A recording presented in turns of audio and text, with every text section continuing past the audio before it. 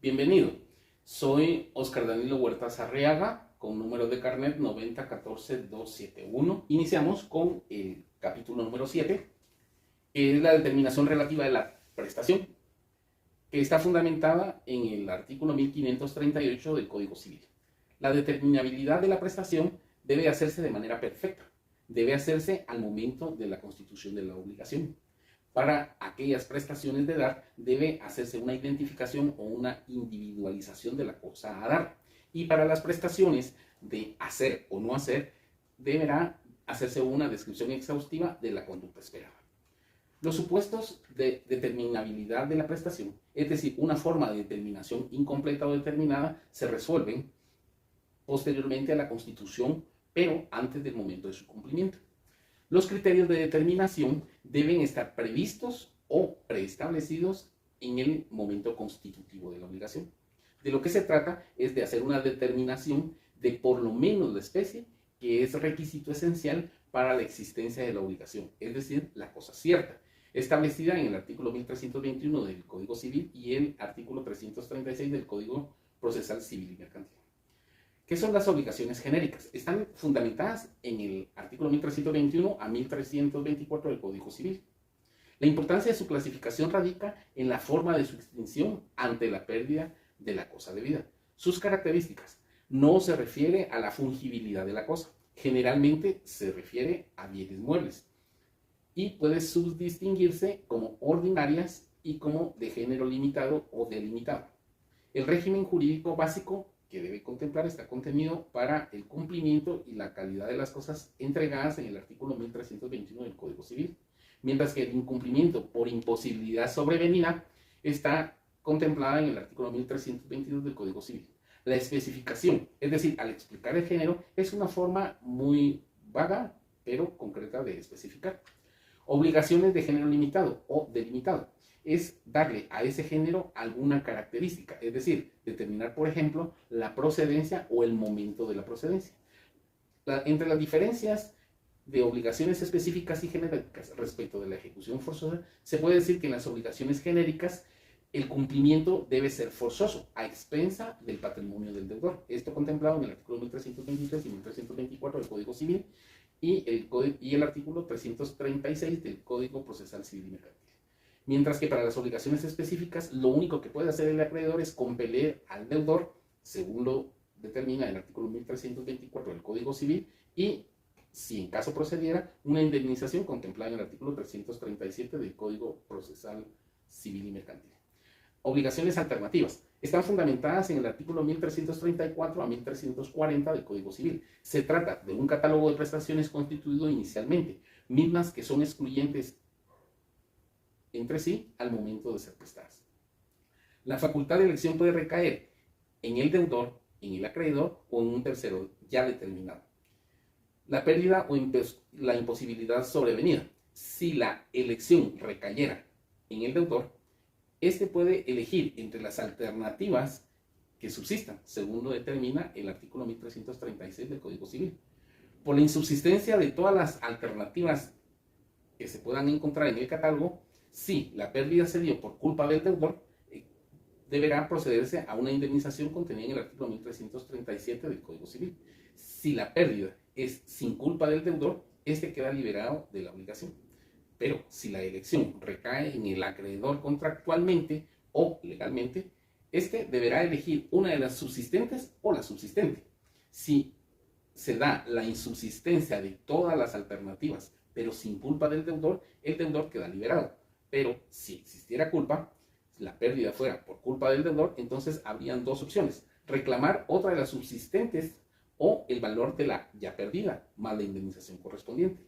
O, si no existiera subsistente, reclamar el valor más indemnización de cualquiera de las prestaciones que pudieran haber sido contenidas en el catálogo. Las obligaciones facultativas están reguladas en el artículo 1341 a 1346 del Código Civil. Son aquellas en las que la prestación se encuentra perfectamente especificada y diferenciada, pertenecientes a un mismo género y que por sustitución el facultado puede elegir. Diferencia entre obligaciones alternativas y facultativas. En las alternativas debe existir un catálogo de prestaciones, mientras que en las facultativas es una única prestación. Para el caso de las facultativas debe existir, si existe ilicitud o vicio, es anulable, mientras que la destrucción o imposibilidad sobrevenida solo puede darse en las alternativas. La diferencia entre obligaciones facultativas y genéricas. Determinación precisa, en el caso de la facultativa, versus la preferencia a un género en las genéricas. Diferencia entre obligaciones facultativas y accesorias. La facultativa en ningún caso debe ser accesoria. La facultad solutoria o de sustitución de las obligaciones facultativas. Al momento del pago, permite realizar una obligación distinta, constituida y determinada y especificada. Pluralidad de prestaciones. La pluralidad objetiva es el caso en el que el deudor debe prestar todas, sean o no homogéneas, para poder liberarse. La relación entre diversas prestaciones puede darse de la manera siguiente. Todas principales. En el caso se determinará la pluralidad, es decir, el desglose de todas las prestaciones que comprenden esa pluralidad y el grado de dependencia entre esas prestaciones. Y por otro lado puede determinarse si es una prestación principal y las demás son accesorias. Ahora abordaremos el capítulo 8, la obligación pecuniaria.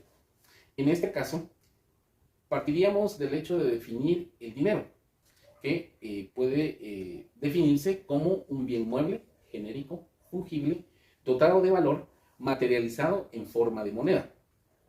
Y para esto, los tipos de dinero pueden ser efectivo en circulación, depósitos bancarios, reserva en el Banco Central. Las funciones del dinero son 4. La primera, promover el intercambio de mercancías. 2, una medida de valor o equivalente de valor. Tercera, medio de pago en moneda o dinero bancario, que podría ser un cheque. Y la cuarta, una unidad de cuenta, o es decir, una escala de valor económico. Las deudas de dinero o pecuniarias se definen como la situación de pagar una suma de dinero exacta. Nunca será imposible o devenirle caso fortuito o causa mayor, debido al carácter genérico del dinero. Su incumplimiento causa perjuicio al acreedor. Las clases de deuda de dinero. Puede ser una deuda de suma de dinero que al incumplimiento genera mora, como lo estipula el artículo 428 a 1432 del Código Civil, o deudas de valor, que son determinadas posteriormente por equivalencia a otro valor, es decir, una indexación o cláusula de estabilización. Las indemnizatorias están contempladas en el artículo 1434 del Código Civil, las restitutivas o compensatorias, y al momento de fijación convencional o de liquidación judicial, esta se convierte en una deuda de suma. Las alteraciones en la moneda pueden darse a través de vicisitudes del valor de la moneda. Esto contemplado en el artículo 395 del Código Civil. Y siguen dos principios. El principio normalista, en el que el valor se lo provee el dinero, es decir, el Estado le atribuye al dinero un valor. Y el principio de valoralismo o indexación. La vicisitud puede ser causada por inflación, que se define como el alza constante en los precios de los productos. O puede ser una vicisitud causada por deflación, que sería a la inversa, es la reducción en el precio sostenido de los artículos. Ambas vicisitudes afectan el poder adquisitivo de la moneda. Las medidas correctivas del nominalismo. Para esto existen 3 tipos. El tipo legislativo son todas aquellas medidas paliativas adoptadas por el Estado en momentos de crisis. Esto está contemplado en el artículo 132 de la Constitución Política de la República de Guatemala, que le da una potestad al Estado de manera exclusiva de emitir y regular la moneda. De tipo judicial, esto es mediante una cláusula de rebus sic stantibus, que sería el mantenimiento de la equivalencia de las prestaciones, regulado en el artículo 1330 del Código Civil. La alteración sobrevenida no es imputable a ninguna de las partes. Es imprevisible e imposible de prever, es decir, debe cumplir con la teoría de la imprevisión. Las de tipo contractual. Para mantener el valor real de la deuda, las cláusulas de estabilización en la Constitución pueden determinar un patrón basado en, por ejemplo, el valor del oro o la plata, valor de determinado producto o mercancía, o un commodity, o basado en el valor de la moneda extranjera, o una divisa, o en algunos casos el índice del coste de vida o llamada escala mora. El pago de las deudas pecuniarias. El pago en la especie pactada y el pago de la moneda en moneda extranjera. Esto se fundamenta en el artículo 1386 y 1387 del Código Civil y el artículo 6 de la Ley Monetaria. Debe ser pagada con moneda de curso legal. El pago mediante títulos de crédito o títulos valores. Estos pueden ser cheques, pagarés, letras de cambio. Aquí hay que hacer una acotación muy importante, que debe considerarse que el título es para pago y no en pago de la obligación. La deuda de interés es una prestación accesoria, deuda dineraria derivada o un fruto civil de un préstamo. Es el rendimiento por el uso del capital proporcional al capital y por tiempo de su utilización. Pueden ser convencionales y legales. Las clases de intereses. El interés legal está regulado en el artículo 1947 del Código Civil. Tiene carácter retributivo y trata de evitar el enriquecimiento injusto. La mora está contemplado en el artículo 435 del Código Civil. Los convencionales, establecidos por voluntad de las partes. Se declara nulo el contrato por intereses exagerados. Reducción equitativa hasta hacerlo interés legal. El anatocismo o capitalización de intereses. En Guatemala está regulado en el artículo 949 del Código Civil y existe una prohibición de la capitalización de intereses. En esta ocasión vamos a abordar el cumplimiento de la obligación contenida en el capítulo 9. El pago o cumplimiento, que está regulado en el artículo 1380 a 1422 del Código Civil. Como planteamiento introductorio se aborda como el acto de exacta ejecución de la prestación. El pago se define como el acto de cumplimiento del deber jurídico, por medio del cual el deudor es liberado. También propone que es la satisfacción del interés del acreedor, realización del deber del deudor y la realización también del programa prestacional. El encuadre sistemático o las modalidades previstas por la ley de pago sería el pago propiamente dicho, el pago por consignación, el pago por cesión de bienes. El presupuesto de capacidad se manifiesta en algunas vertientes como la capacidad de obrar, la legitimidad para entregar o enajenar contenida en el artículo 1383 del Código Civil y el pago al menor o al incapaz contenida en el artículo 1385 del Código Civil. La validez de pago está fundamentada en el artículo 1383 al 1388 del Código Civil. La capacidad plena del deudor para realizar el acto. El pago de buena fe y no en fraude a acreedores. Ser propietario del bien con el que se paga. Que al momento de pago, lo dado en pago no esté pignorado o dado en prenda y que no esté embargado. Los sujetos de pago. A manera de consideración general se identifica como sujeto activo al acreedor y como sujeto pasivo al deudor. Esto es fundamentado en el artículo 1380 a 1382 del Código Civil. El deudor, la persona interesada en el cumplimiento, que podría ser la figura del fiador, y un tercero no interesado. El pago realizado por un tercero está fundamentado por el artículo 1382 del Código Civil. En la prestación de hacer o no hacer, solo el deudor puede pagarla. Requisitos que debe cumplir el tercero. Reunir los requisitos objetivos y ser exacta la suma pagada. Eso contemplado en el artículo 1386 del Código Civil. Para dar en traslación, el tercero debe tener la capacidad de hacerlo. Pagar con el propósito e intención de satisfacer la deuda ajena, con la voluntad expresa del deudor. Los efectos que causa el pago por un tercero. Puede repetir el pago contra el deudor. Realización de la prestación y la liberación del deudor. Los receptores del pago pueden ser el acreedor, los adjudicatarios a su fallecimiento, al cesionario por transmisión entre vivos. El pago realizado a persona autorizada está fundamentado en el artículo 1384 del Código Civil. El pago debe hacerse al acreedor o quien tenga su mandato o representación legal. Pago a persona sin autorización será válido si y solo si el acreedor lo ratifica o el acreedor se aprovecha de ese pago. Pago realizado a un acreedor aparente. Si el pago es de buena fe, judicialmente procede su validación y el acreedor puede repetir al acreedor aparente. Pago por ingreso en cuenta corriente bancaria del acreedor. Esto puede ser posible si se acuerda en la constitución de la obligación. El pago mediante tarjeta de crédito. En este caso, el deudor es titular de una tarjeta de crédito. El acreedor acepta el pago por el emisor de la tarjeta y el emisor de la tarjeta tiene una relación contractual preexistente con el titular de la misma. Los requisitos objetivos de pago es la exactitud de la prestación realizada, es decir, prestar todo lo programado en la obligación. Es decir, debe haber una integridad de pago, el pago satisfactorio según el programa prestacional total y completo. Identidad de pago se refiere a la realización que coincide exactamente con el monto o la conducta prevista. El momento temporal del cumplimiento. Esto está fundamentado en el artículo 1398 del Código Civil. Se refiere al ajuste exacto del momento temporal y lugar para realizar el cumplimiento de la prestación. El tiempo en la relación obligatoria y en el cumplimiento de la obligación. Si fuera de tracto único es instantáneo o diferido, mientras que en el tracto continuo es con periodicidad. El lugar de pago se refiere a determinación del lugar exacto establecido en la constitución de la obligación. Al no determinarse ese lugar preciso, según lo fundamentado en el artículo 1398 del Código Civil, el pago se debe dar en el lugar en el que existe la cosa al momento de la constitución de la obligación o en el domicilio del deudor al tiempo de exigirse la obligación o en el lugar donde se constituyó la obligación. El pago en las obligaciones sometidas a condición.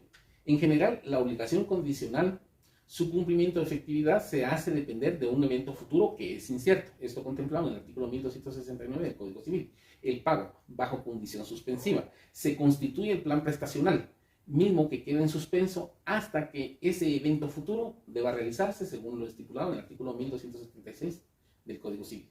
El pago bajo condición resolutiva.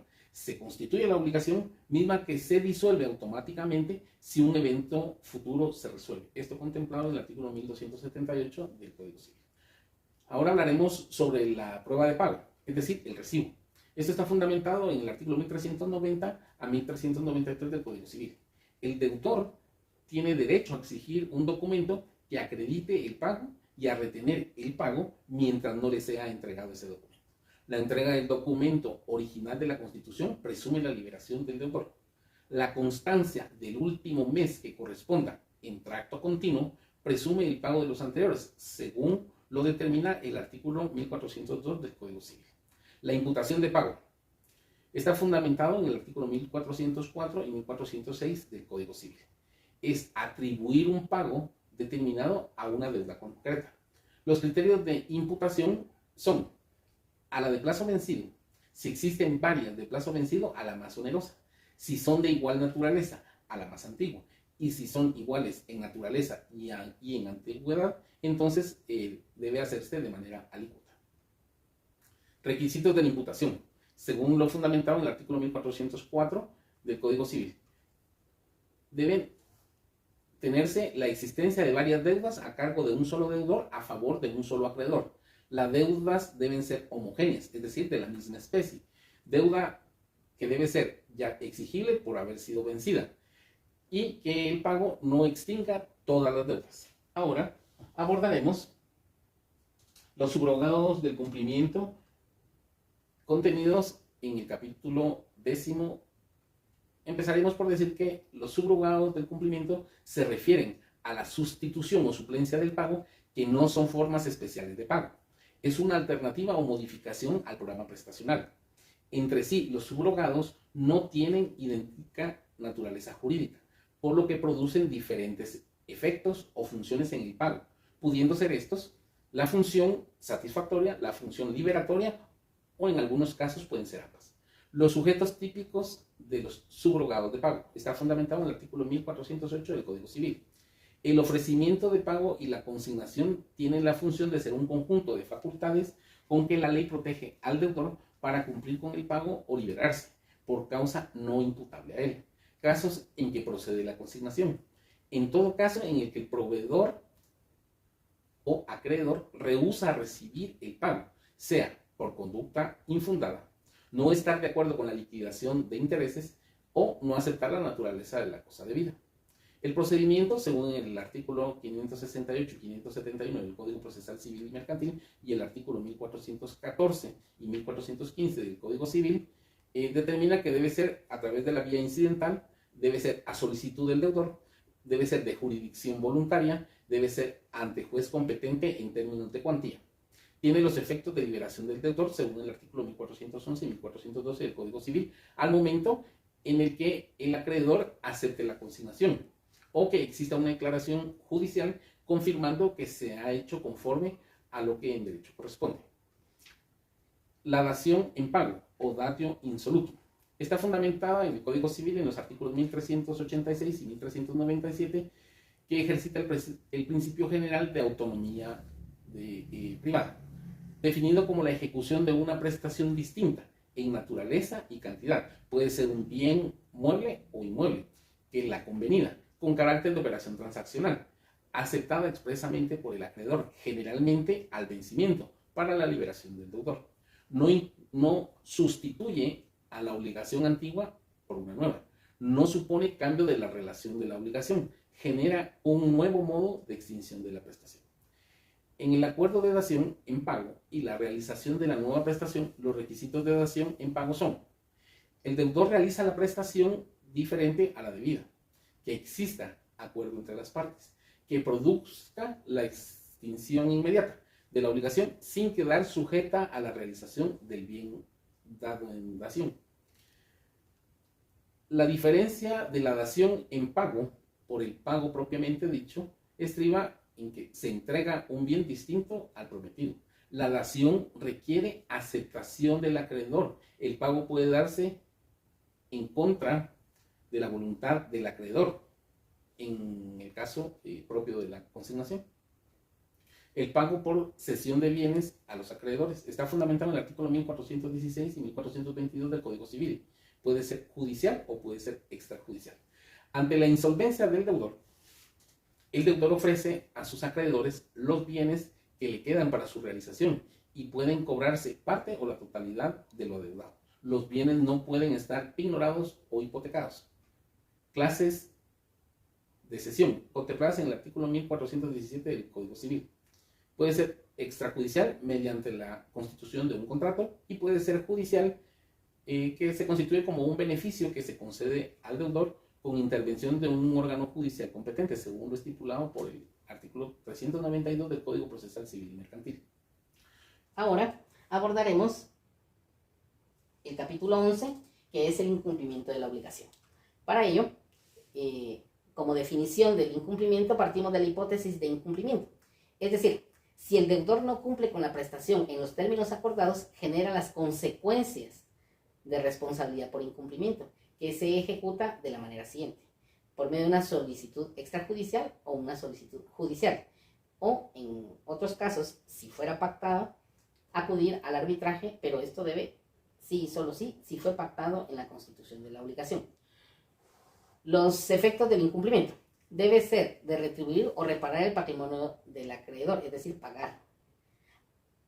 Puede agredirse el patrimonio del deudor para realizar el cumplimiento y la compensación al acreedor. Tiene un carácter de reparación o restitución de daños y perjuicios causados al acreedor. Las clases o variantes de incumplimiento son de retardo o retraso y da lugar a una mora. El incumplimiento defectuoso, pero lo defectuoso puede corregirse. El incumplimiento definitivo, cuando el deudor puede cumplirla extemporáneamente, pero para el acreedor ya no le es útil. Puede reclamar daños y perjuicios. La realización tardía de la prestación, conocida también como mora del deudor. Los presupuestos de la mora son: tratarse de una obligación positiva o negativa. La obligación es exigible, es decir, vencida o en condición cumplida. Requerimiento de pago de manera judicial o notarial y culpabilidad del deudor por culpa o dolo. Valoración y efectos de la mora están regulados en el artículo 1433 a 1435 del Código Civil. La responsabilidad por daños y perjuicios causados al acreedor debido al retraso, permanencia de la obligación. La mora de las obligaciones recíprocas o sinalagmáticas reguladas en el artículo 1432 del Código Civil. El cumplimiento de una de las partes sitúa en mora a la otra. El incumplimiento definitivo de las obligaciones, el incumplimiento o imposibilidad de satisfacción de los intereses del acreedor al momento de vencimiento, la prestación sería posible, pero ya no le es útil o imposible de realizar, produce los siguientes efectos. Daños y perjuicios si el deudor es imputable. En caso de la sinalagmática, se causa la resolución. Producido el vencimiento en contrato de fecha fija, se da el incumplimiento de manera definitiva. La imposibilidad sobrevenida de la prestación se basa en la teoría de la imprevisión contenida en el artículo 1330 del Código Civil. La parte perjudicada no es culpable del cambio, carece de otro medio para remediar la imposibilidad, perdiendo de esta manera el contrato. La alteración es extremadamente impredecible y extraordinaria entre la constitución y el cumplimiento de la prestación. La alteración produce un desequilibrio enorme entre las posiciones y prestaciones de cada una de las partes. El cumplimiento defectuoso o inexacto de la prestación. El defecto de la prestación tiene como parámetro para medirlo la inexactitud relativa a los sujetos del acto de cumplimiento, inexactitud del objeto por identidad o integridad de pago, inexactitud relevante al lugar de la prestación y la inexactitud relativa a la temporalidad, anticipado o retrasado. La idoneidad de la prestación de hacerlo determina la pericia o impericia del deudor, valorada por normas corporativas o de carácter profesional para determinar la calidad de la prestación, de los deberes accesorios o instrumentales. Ahora, finalmente, abordamos el capítulo 12, donde se contiene la responsabilidad por incumplimiento. El fundamento de la responsabilidad contractual se basa en el presupuesto de la responsabilidad contractual, que es cualquier desviación o apartamiento del programa prestacional. Las líneas directrices de la responsabilidad del deudor en el Código Civil guatemalteco gira en torno a considerar tres cosas: que la obligación no es un deber de diligencia, que el deudor no queda exonerado siempre al probar su diligencia. El deudor responde porque debe, no porque ha omitido o no ha prestado la diligencia exigible. Los criterios de imputación del daño derivado del incumplimiento están contenidos en el artículo 1433 al 1435 y los artículos 1535 y 1536 del Código Civil. El incumplimiento del deudor, sea por culpa o por dolo, en las obligaciones pecuniarias genéricas y las de hacer por resultado, se responde por ser el deudor o por no haber podido, incluso poniendo el mejor esfuerzo. Probar la carencia de culpa del deudor le corresponde, en este caso, al deudor. Las consecuencias del incumplimiento en orden a responsabilidad del deudor son los daños derivados de la omisión de prestación en el tiempo convenido, inejecución, retraso o mala ejecución. Los daños y perjuicios derivados de la inejecución no relacionados al valor de la prestación. La subsistencia o no de un derecho del deudor a la contraprestación prometida es en una relación sinalagmática. La indemnización de los daños y perjuicios, según la postura del Código Civil guatemalteco, es el resarcimiento económico de los daños y perjuicios, esto establecido en el artículo 1434 del Código Civil. Y por otro lado, la ejecución de las obligaciones en el Código Procesal Civil y Mercantil determina las reglas relativas al cumplimiento forzoso en sus artículos 336 y 339. Los pactos sobre la responsabilidad del deudor. Por el principio de autonomía privada, los pactos de la responsabilidad son instrumentos que utilizan las partes para establecer un equilibrio en la economía interna del contrato, que pretende minimizar los riesgos de su incumplimiento. Las cláusulas de exoneración de la responsabilidad del deudor se dan por autonomía privada también, dado que la reacción por incumplimiento es una decisión en todo caso del acreedor. Las cláusulas de limitación de la responsabilidad del deudor no lo exoneran totalmente, solo moderan la responsabilidad en cuanto a la cuantía del resarcimiento, mientras que las cláusulas de agravación de la responsabilidad del deudor agravan la responsabilidad en cuanto a la cuantía del resarcimiento. Esto se hace a manera de coacción del cumplimiento únicamente. Mientras que tocaremos ahora la mal llamada cláusula penal, que deberíamos de referirla como remisión. Su efecto es cumulativo o sustitutorio de la indemnización. que debe ser moderada por juez competente si la obligación hubiera sido cubierta parcial o irregular. Muchas gracias por la atención.